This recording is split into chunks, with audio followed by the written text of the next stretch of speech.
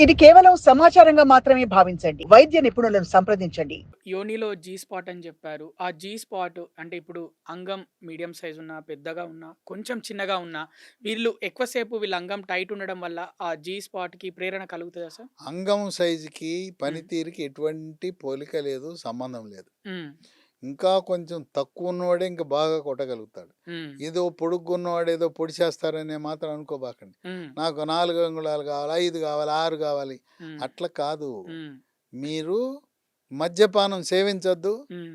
ధూమపానం, పొగాకు ఉత్పత్తులు ముందు దూరంగాండి. హ్మ్. అయి 2 ఉన్నంత కాలం నన్ను అడగొద్దు. నేనేం చేయలేకపోతున్నానంటే అయి నీ పాలిటి శత్రువులు.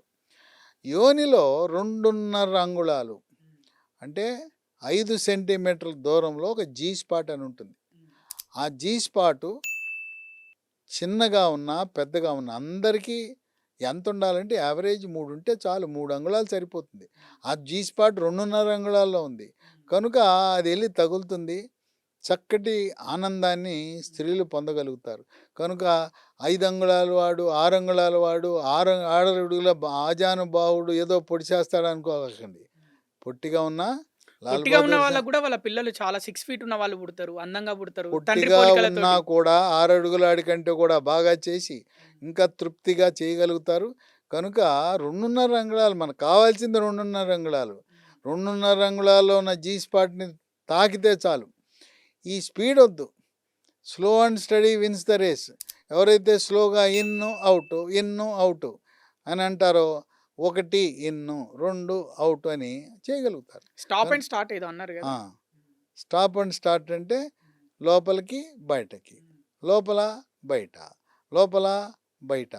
స్లోగా చేస్తూ ఉంటే కనుక లావు, పొడుగు, గట్టిదనం కాదు.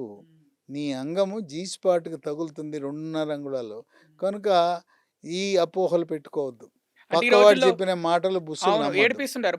అరే! వీడు పొట్టోడురా! అరే! వీడికి ఇట్లా అని పక్కన వాళ్ళే కొంత పొడుగున్నోళ్ళు పొట్టివాడు "ఒరేయ్! ఏడిపిస్తుంటారు గదా! నువ్వేం చేయగలుగుతావురా? నేనింత పొడుగున్నాను. నాదింత పొడుగుందని" వాళ్ళు హేళన చేస్తుంటారు. ఈ పొట్టిగా ఉన్నవాడు బాగా గట్టిగా చేయగలుగుతాడు.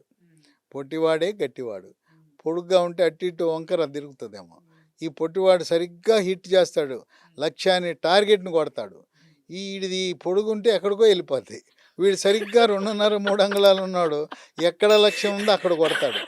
ఈడిదేమో వెళ్ళిపోతది. ఎక్కడికో వెళ్ళిపోతది. ఏమి లాభము?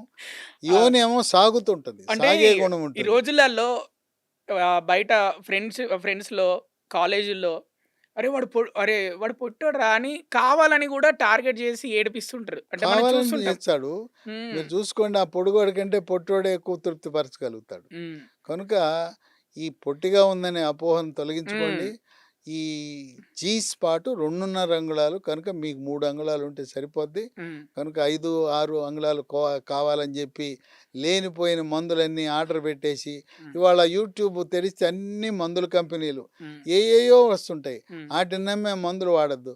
మందుల షాప్‌కెళ్ళి ఆ మందివ్వు, ఈ మందివ్వు అని చెప్పి వయాగ్రా ఇవ్వు, అయి సిల్డనాఫిల్ అనే మందులు అవేసుకుంటే ఇక తలనొప్పి, ఒళ్ళు నొప్పులు, మెడ నొప్పి, కండరాల నొప్పులు, ఆ నొప్పులు, ఈ నొప్పులు సర్వం వచ్చి అది చేసిన ఆనందం, సుఖం లేకుండా పోతుంది.